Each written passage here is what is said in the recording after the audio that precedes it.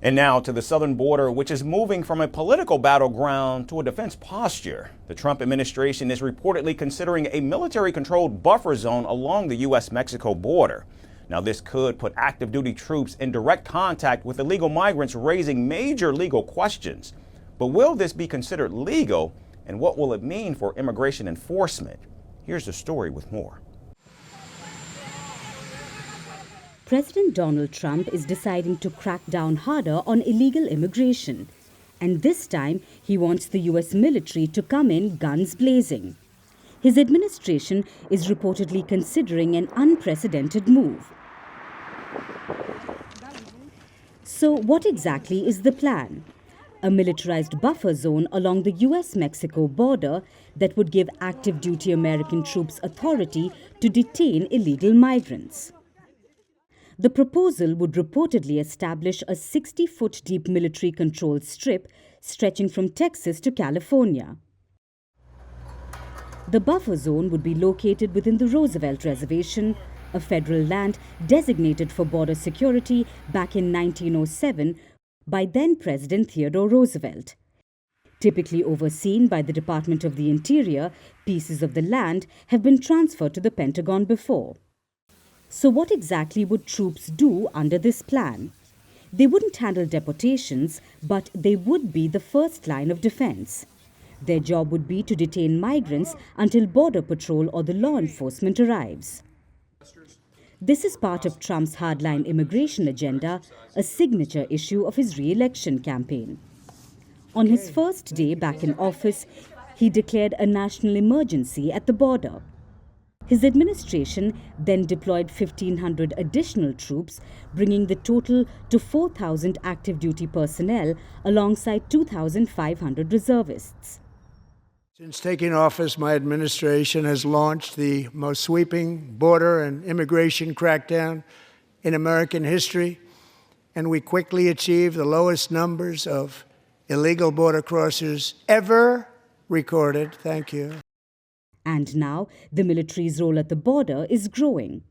Reports suggest the total number of U.S. troops involved in border security operations is now around 10,000. If implemented, this buffer zone plan would mark a major escalation in the military's role. Until now, soldiers had been barred from most civilian law enforcement missions. Reports also suggest Pentagon officials are scrambling to find legal loopholes. They want to treat the buffer zone like a restricted military base where migrants would be classified as trespassers on federal property. And it's not just on land. The U.S. Navy is also stepping up its role in border security.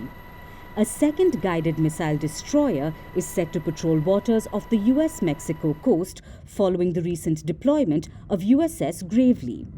This is a clear sign that Trump is militarizing border enforcement like never before. Defense Secretary Pete Hegseth is defending the move, calling border security a national priority. The Defense Department has assets that we can bring to bear. Not just troops, not just surveillance, not just equipment, but actual planning and capabilities that enhance what Border Patrol is already doing. This isn't the first time Trump has sought military involvement at the border. In 2018, he ordered troops to assist Border Patrol agents, but the plan was reportedly never fully executed. So this raises the question, will this new buffer zone actually happen? Border crossings are at a low, but legal challenges are stacking up. Can the Trump administration pull this off, or will the courts shut it down even before it starts? Do you think that Ukraine is at its weakest position? This war is not about Ukraine. Do you believe that your president was insulted? Yes or no question? Is Ukraine prepared to pay the price for that peace? No compromises at the cost of territorial integrity and sovereignty. Diplomacy will work? Yes, Do you it think will. Russia will give up the territory if there is no ceasefire? Do you propose to keep fighting? We are ready to resist. Do you think there will be peace? Many countries gave us 3 days. President Trump said you don't have any cards. We do not have another choice. How do you keep fighting? You ask me once again the same question. Because you've not answered my question. We have enough capacities to keep fighting.